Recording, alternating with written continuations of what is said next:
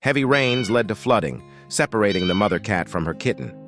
Left alone, the little kitten cried out for its mother, its tiny voice filled with fear and longing. A young man, hearing the kitten's cries, searched and found it stranded beneath the road.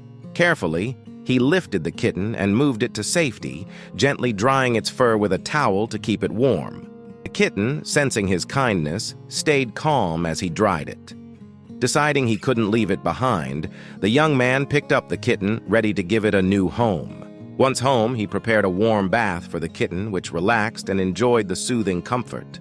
After the bath, he nestled the kitten in bed, hoping it thrives in its new home.